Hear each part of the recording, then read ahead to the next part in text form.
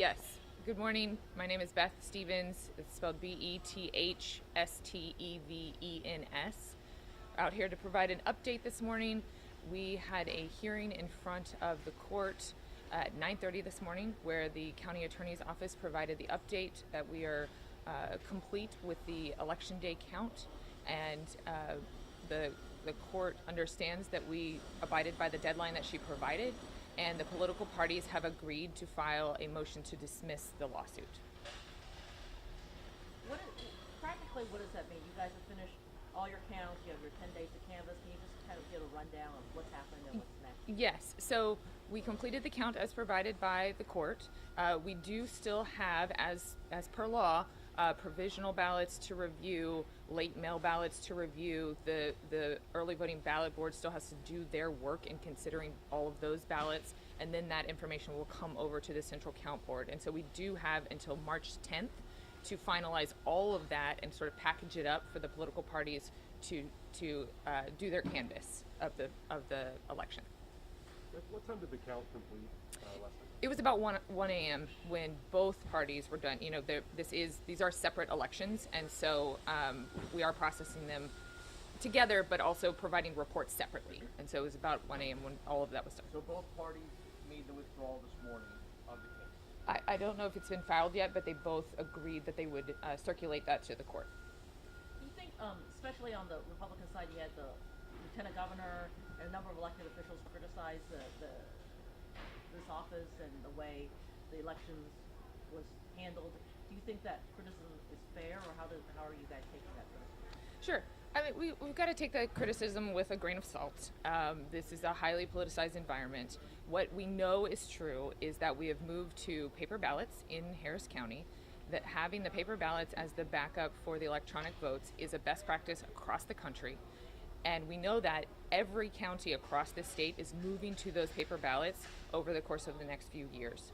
And so, contrary to what has been talked about by the Secretary of State and other officials, we have engaged in what are best practices. We have made sure we are crossing our T's, dotting our I's, going through all of our steps required to make sure that we're counting every vote and counting it accurately.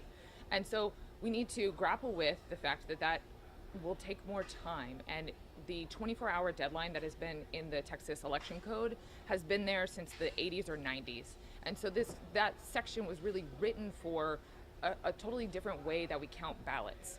And so the state itself needs to contemplate, we're requiring every county to move to this new system, and that's a good thing, and the law needs to catch up to that. And building off of what Maya just asked, she indicated obviously the state officials. Yesterday, the county judge, Lena Hidalgo, she weighed into me. She talked about state leadership issues, but she also said, quote, "Still, that does not absolve our own elections administrator from being expected to run a smooth and efficient election for our voters." Judge Hidalgo also added, "I am eager to get a full accounting from the elections department, including any state, local, and party level issues." Has that accounting process gotten underway here by the county? So I think y'all recall yesterday I gave us a B+ in this entire process, and so there are lessons to learn. There are things we're going to get better at as we move into November, and we anticipate working with the county judge, both political parties for the county, as well as voting rights experts in the state, to make sure that we are doing every best practice we can. We know we've moved to a best practice of the paper ballots. There are things to learn and to build upon to make sure that every voter is engaging with the system in a way that is convenient and fair for them, as well as being able to process those results in an efficient manner. But has that process, the accounting process, started by the county with regards to what she'd asked from you guys? So we are constantly getting feedback and learning lessons, and so I would say yes, that has started.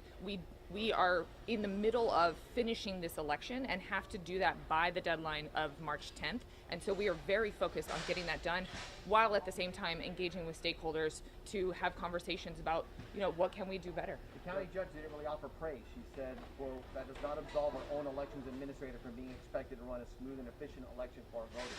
What do you have to say to her comments with regards to what she views as not a smooth election? Well, I would say that second part, you kind of added it in there, but I'll just say, what do you have to say to this? still, that does not absolve our own elections administrator from being expected to run a smooth and efficient election for our voters. She's right. It does not absolve us from being required to run a smooth and efficient election for voters. That is absolutely true. And to the extent that any voters experience anything that doesn't comply with that, we will work to help that not happen in the future. But by and large, we did comply with that, and voters did experience a smooth election.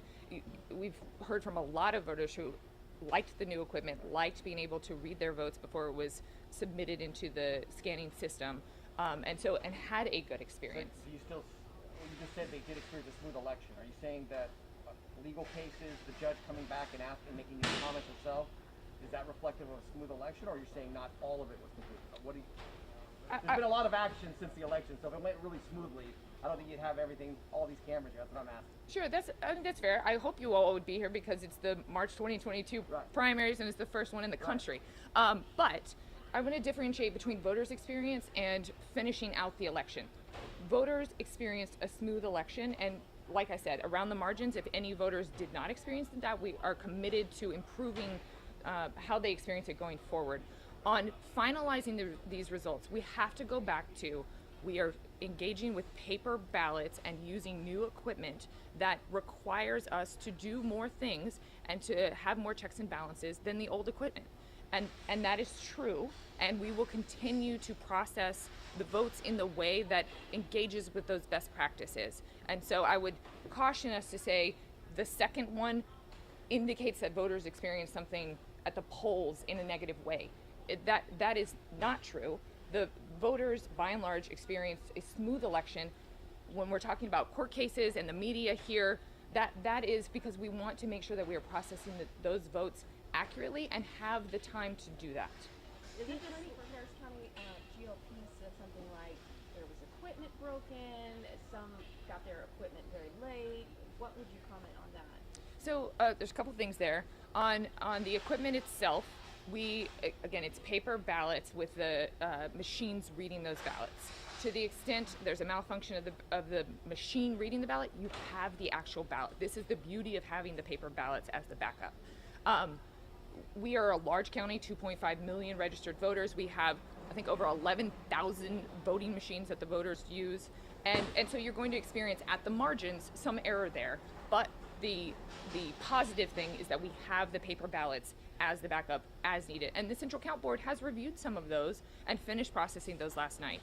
On the part about, I think you said late delivery of equipment, both parties did experience some staffing issues. So in a political party on election day, as opposed to early voting, the political parties are responsible for staffing those positions. And so they staff the judge role, and then the judge finds their clerks from there. Both parties, as happened in other counties, experienced some difficulties in fully staffing. And for those polls where they had that experience, the parties sought to ask the judge that was there for the opposite party to basically handle the voters for the party that was missing their judge. By and large, the judges agreed to do that, but not to a T. Not everyone agreed to do that. And so what we tried to do to supplement is take out equipment to a judge who had not been staffed. And so that, I think, is what you're hitting on there. But to give a message to the voters ahead of the general election, a lot of people are saying, wow, they believe that maybe there was some issues here with the primary and now they're concerned. So the November election, I'm going to back up. We have two elections before November. We have the May 7th constitutional amendment election, which also has local entities, so your ISDs, your cities, your municipal utility districts. To encourage everybody to come out to that election, experience, one, voting period, and two, using the new equipment. We also have the May 24th runoff election for the primary election. And just given the number of candidates on the ballots, we anticipate there will be a runoff election for some of these folks. In addition to that, the precinct chairs, so the folks that are at the precinct level for both political parties, they will be on that May 24th ballot. So we have a lot to vote on before November. And then, of course, we are looking forward to the gubernatorial election in November, and it will be as big as these primary elections. And so to tell voters we are committed to continuous improvement and to let them know that the paper ballot really is their friend. We are using this new equipment. It is best practices across the country, and they are able to read their selections on the paperwork and know that that's what the machine is reading. They're not reading some QR code. They're not reading a barcode. They are reading the text that the voter sees with their eyes. And so would encourage voters to think through that, plan their selections before they come into the polls, and then let us know how they experience the new equipment. How confident are you that every vote that was casted was counted correctly, appropriately, respectfully, however you want to call it? Because people, especially the ones that voted, and they see this, it's like, did I vote? I mean, did my vote count, basically? Yes, absolutely. We are extremely confident that every vote was counted, and every vote that needed to be reviewed by the Central Count Board was done so accurately and fairly and properly. I will tell you, this is a process that happens in elections boards across the country. Everything you're seeing here, you're just getting a peek behind the curtain that is always going on. We have elections officials constantly working to make sure that voters' votes are properly counted, provided to the Central Count Board to make sure that that is done. And so I would say to voters, we are confident that your vote has been counted, has been tabulated properly, and we will, for those that voted provisionally, those will be reviewed over the next 6 days or so and provided to the Central Count Board appropriately. Obviously, you have a great temperament, but how frustrating is it to have to keep saying over and over again that paper ballots are going to, I mean, I'm not a math person, I don't know about all those numbers, but to me, this sounds like common sense that this, I mean, you know what I mean? Like, you're defending something that everybody's going to have to go through anyway. Is it kind of get a little bit frustrating that there's kind of what y'all may feel slightly unnecessary keep coming your way when this is just common sense? Yeah, I think we have to take into account that Harris County is the biggest county in the state. We're third largest county in the country, and so there's always a spotlight, and that's okay. We have a lot of folks in our county, and we want to make sure that they feel confident in the process. I think it is unfortunate that it has been politicized over the last couple of days by state leadership in a way that's unnecessary, and it attempts to call into question a process that we and they know are best practices. Ben, a couple quick follow-up questions here. You indicated that off of that question, all the votes will be counted. Were there any damaged ballots at the end of the day? Were there any ballots that were damaged? So the damaged ballot, let me back up. The margin of error around paper ballots is that you can have a jam in the machine. Again, that's the beauty of having the paper ballots. The Central Count Board reviewed any ballots that needed a second review, whether they had like a damage or not. And then you so rescan them again, right? Exactly. Were there any of those that when they were not unable to be rescanned a second time? Were there any at the end of the day ballots that were completely damaged? not that I know of, no. About how many of those were there, Beth? Yes. How many of the so-called, I guess, damaged ballots, for lack of a better term, paper jams, tears, etc., were there in total? Well, real quick. Yes, let me complete this. So when we're talking about whether it can be rescanned, there is a process allowed by law to be able to manually provide that information to the system. And so there are basically 3 steps. Either you scan it at the polling location, it has to be reviewed by Central Count and get rescanned, and then there's a third option if necessary to make sure that that person's vote counts. Okay. Could you say your question again? The total number of ballots that had to be looked at again. So I think I said yesterday about 1,500. I think we're in the realm of under 2,500 total. So that included early voting and election day. We can get a tighter number there. I just don't know off the top of my head. Around Yeah. 2,500 total? Right. That's what I'm saying. I think we need to get yeah. And then lastly, what would you say is one of the biggest challenges thus far? I mean, obviously it's 24 hours from when we talked to you yesterday, but what would be the biggest challenge y'all face, you would say? Yeah, I honestly think the biggest challenge is the outside politicization of the situation. We are doing our jobs, the Central Count Board are doing their job, the Early Voting Ballot Board are doing their jobs to methodically go through each vote and make sure that they're counted properly.